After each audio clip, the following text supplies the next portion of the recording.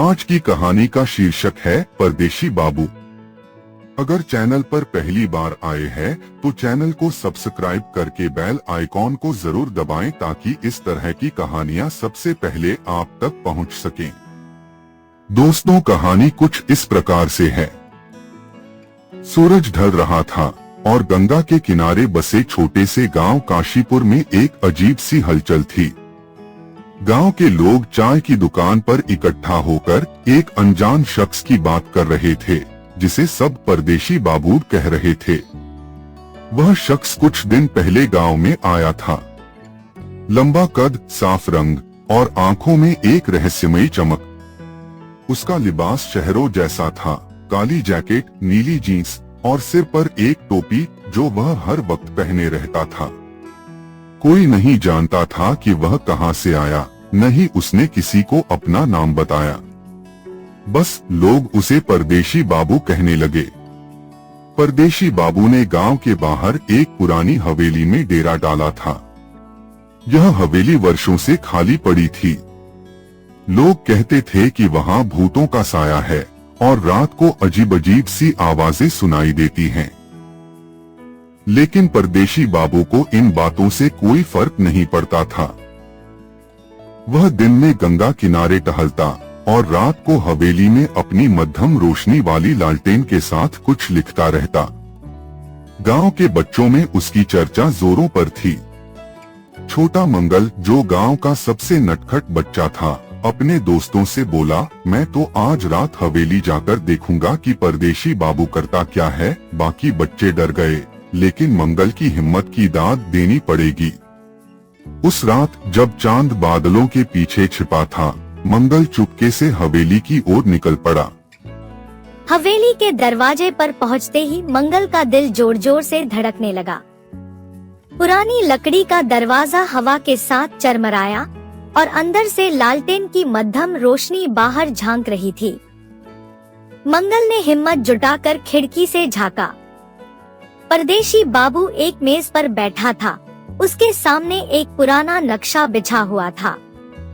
नक्शे पर कुछ निशान थे और वह बार बार एक लाल पत्थर को हाथ में लेकर देख रहा था। पत्थर चमक रहा था, जैसे उसमें कोई जादू हो। अचानक परदेशी बाबू ने सिर उठाया और बोला, कौन है वहाँ? मंगल डर के मारे भागने ही वाला था कि परदेशी बाबू ने उसे पकड़ लिया। लेकिन उसकी आवाज में गुस्सा नहीं, बल्कि एक अजीब सा अपनापन था। बच्चे, रात को यहाँ क्या कर रहे हो? उसने पूछा। मंगल ने डरते डरते कहा, बाबू, हम तो बस देखने आए थे। लोग कहते हैं आप जादूगर हैं। परदेशी बाबू हंस पड़ा। जादूगर नहीं, बस एक खोजी हूँ। यह पत्थर, उसने लाल पत्थर को दिखाते हुए कहा, गंगा के गर्भ में छिपे एक प्राचीन खजाने की चाबी है। मंगल की आंखें चमक उठी। खजाना? सच में? उसने उत्साह से पूछा।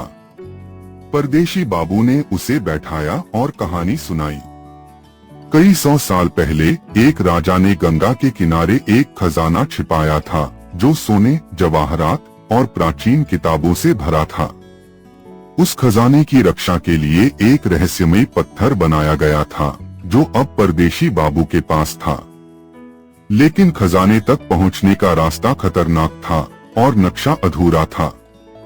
मंगल ने कहा, बाबू, मैं आपकी मदद करूंगा। परदेशी बाबू पहले तो हिचकिचाया, लेकिन मंगल की जिद के आगे हार गया। अगले दिन दोनों ने मिलकर नक्शे का अध्ययन शुरू किया। नक्शे में गंगा के एक गुप्त द्वीप का जिक्र था, जो केवल अमावस की रात को दिखाई देता था। वह रात बस 2 दिन बाद थी। अमावस की रात को परदेशी बाबू और मंगल एक छोटी नाव लेकर गंगा में निकल पड़े। चांद की रोशनी नहीं थी और चारों तरफ सन्नाटा था। अचानक पानी में हलचल हुई और एक छोटा सा द्वीप सामने आ गया। दोनों ने नाव किनारे लगाई और नक्शे के हिसाब से एक गुफा की तलाश शुरू की। गुफा के अंदर अंधेरा था और दीवारों पर प्राचीन चित्र बने थे। परदेशी बाबू ने लाल पत्थर को एक खांचे में फिट किया और अचानक दीवार हिलने लगी। एक गुप्त दरवाजा खुला और सामने एक चमचमाता खजाना था। सोने के सिक्के, हीरे जवाहरात और पुरानी किताबें जिनमें प्राचीन ज्ञान लिखा था। लेकिन तभी गुफा में एक और हलचल हुई। कुछ काले कपड़ों वाले लोग वहां पहुंच गए।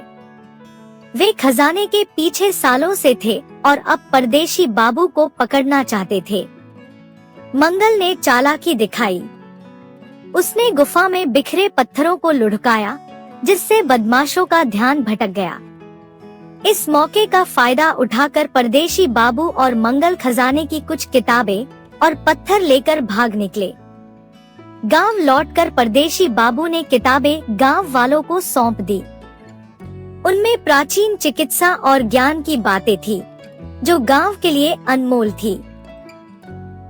खजाने का बाकी हिस्सा गंगा की गहराई में ही रह गया, क्योंकि परदेशी बाबू का मानना था कि कुछ रहस्य प्रकृति के पास ही सुरक्षित है। अगले दिन जब मंगल सुबह हवेली पहुंचा, तो परदेशी बाबू जा चुके थे। मेज पर एक चिट्ठी थी।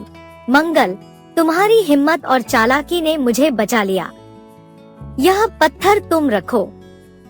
शायद एक दिन तुम भी किसी खजाने की खोज पर निकलो। परदेशी बाबू।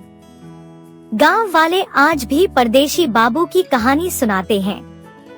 मंगल अब बड़ा हो गया है, लेकिन वह लाल पत्थर आज भी अपने पास रखता है और सोचता है कि शायद एक दिन वह भी परदेशी बाबू की तरह किसी रोमांचक यात्रा पर निकलेगा।